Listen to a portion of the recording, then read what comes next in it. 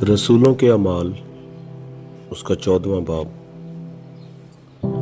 और उकनीम में ऐसा हुआ कि वो साथ साथ यहूदियों के इबादत खाना में गए और ऐसी तकरीर की कि यहूदियों और यूनानियों दोनों की एक बड़ी जमायत ईमान ले आई।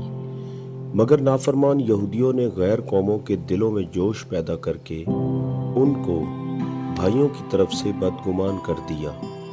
बस वो बहुत अरसा तक वहां रहे और खुदावंद के भरोसे पर दलेरी से काम करते थे, और वो उनके हाथों से निशान और अजीब काम कराकर अपने फजल के कलाम की गवाही देता था। लेकिन शहर के लोगों में फूट पड़ गई, बाज यहूदियों की तरफ हो गए और बाज रसूलों की तरफ। मगर जब गैर कौम वाले और यहूदी उन्हें बेइज्जत और संसार करने को अपने सरदारों समेत उन पर चढ़ आए, तो वो इससे वाकिफ होकर लुकानिया के शहरों लुस्त्रा और दरबे और उनके गिरदोनवा में भाग गए और वहां खुशखबरी सुनाते रहे। और लुस्त्रा में एक शख्स बैठा था जो पांव से लाचार था। वो जन्म का लंगड़ा था और कभी न चला था। वो पौलुस को बातें करते सुन रहा था, और जब इसने उसकी तरफ गौर करके देखा कि उसमें शिफा पाने के लायक ईमान है, तो बड़ी आवाज से कहा कि अपने पांव के बल सीधा खड़ा हो जा। बस वो उछलकर चलने फिरने लगा। लोगों ने पौलुस का ये काम देखकर लुकानिया की बोली में बुलंद आवाज से कहा कि आदमियों की सूरत में देवता उतरकर हमारे पास आए हैं। और उन्होंने बरनबास को ज़ेउस का और पौलुस को हर्मेस, इसलिए कि ये कलाम करने में सबकत रखता था।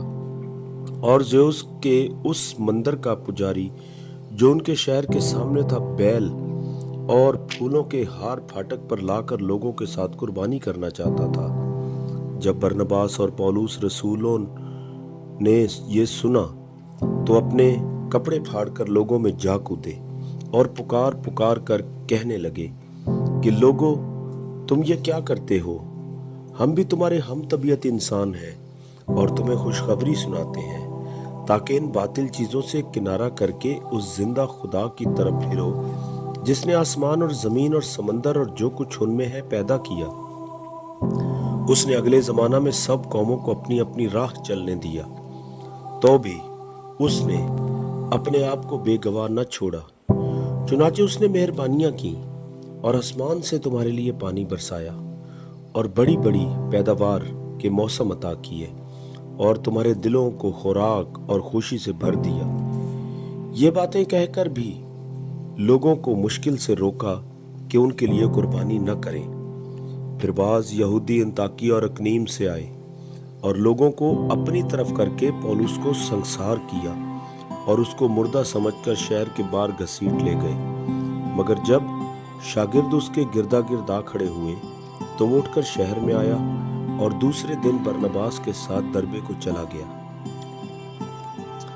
और वो शहर में खुशखबरी सुनाकर और बहुत से शागिर्द करके लुस्त्रा और अकनीम और अंताकिया को वापस आए और शागिर्दों के दिलों को मजबूत करते और ये नसीहत देते थे कि ईमान पर कायम रहो, और कहते थे जरूर है कि हम बहुत मुसीबतें सह कर खुदा की बादशाही में दाखिल हों। और उन्होंने हर एक कलीसिया में उनके लिए बुजुर्गों को मुकर्रर किया और रोजा से दुआ करके उन्हें खुदावंद के सुपुर्द किया जिस पर वो ईमान लाए थे। और पिसिदिया में से होते हुए पंफिलिया में पहुंचे और पिरगा में कलाम सुनाकर इतलिया को गए और वहां से जहाज पर उस अंताकिया में आए, जहां उस काम के लिए जो उन्होंने अब पूरा किया खुदा के फजल के सुपुर्द किए गए थे।